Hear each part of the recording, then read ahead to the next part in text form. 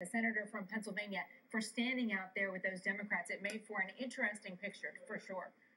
No doubt, and we are going to hear actually from the House Republican leader, John Boehner. That's at 3:45 this hour. He's going to have a live press conference. Of course, all of the Republicans in the House have opposed this particular bill, and when it comes to the Senate, too, there have only been 3 Republicans who have voted for this bill. You just mentioned them, Snowe, Collins, and Specter. One of the Republicans who is part of the Republican leadership who has opposed this stimulus proposal is Republican Senator John Ensign from Nevada. He actually joins us now live. Senator, thank you so much for joining us. I know you listened there to the Democrats and the few Republicans who have put together this proposal.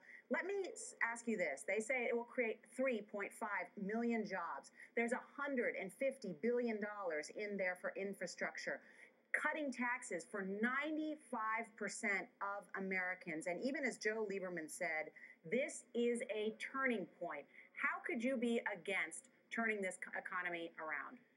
I'm not, obviously, we're for turning this economy around.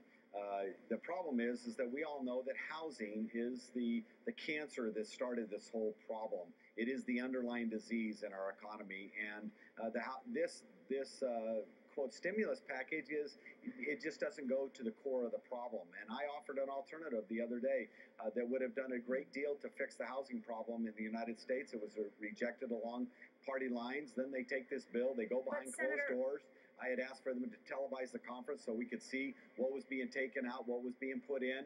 They could do it in front of the public, and they refused to do that. But the bottom line is that you got to fix housing, and you got to fix that as part of the problem. Otherwise, no matter how much money you pump into a stimulus bill, it's not going to work.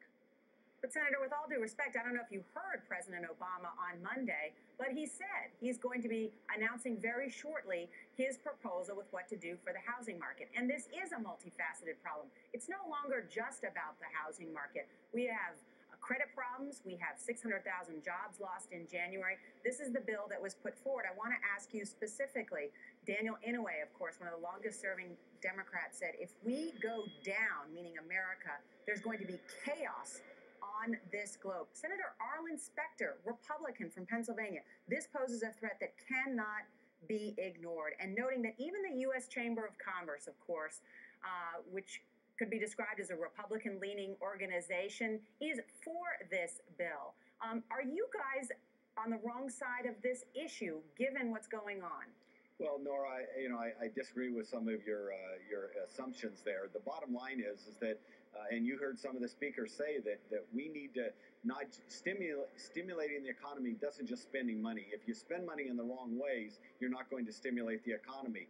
We saw that in Japan. Japan spent $6.7 trillion on infrastructure during the 1990s, and it did not help because they had too many bridges to nowhere. They had too many roads to nowhere. When you rush through over $800 billion in spending, you're going to spend a lot of it in the wrong way. We saw that with the initial TARP funds. And what we were saying is, let's sit down in a bipartisan fashion. Let's sit down and take the best Republican ideas, the best Democrat ideas, not 3 Republicans out of 219 Republicans in the Congress, but let's sit down in a real bipartisan fashion and fashion something that will pull us out of this economic morass that we're in, because people are hurting. There's people losing jobs. There's people in my state, we lead the country in foreclosures, and you got to feel terrible for those people, and they need the help.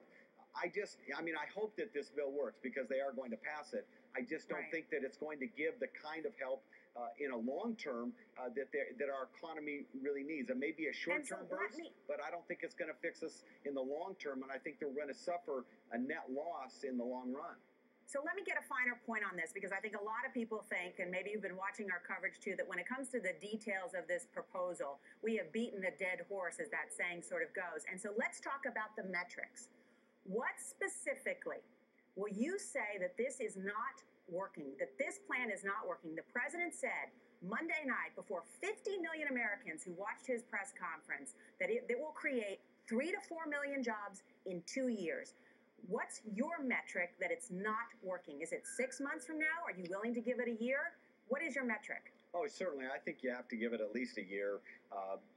Things like this don't happen overnight. But if we're not pulling out this recession, if economic projections aren't such that it looks like that we are creating those jobs. And it's not just about creating jobs; it's about economic growth.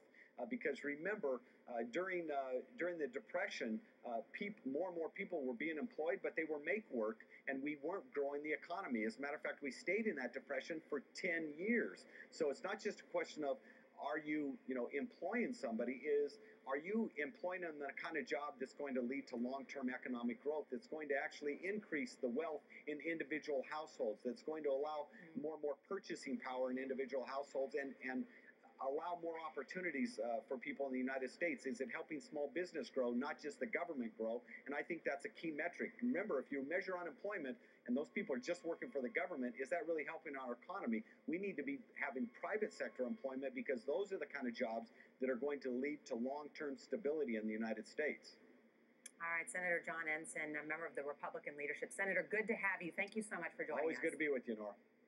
And still to come, we've got an all-out search now underway in Florida for a 4-year-old girl last seen Monday. But so far, police say they've got no leads.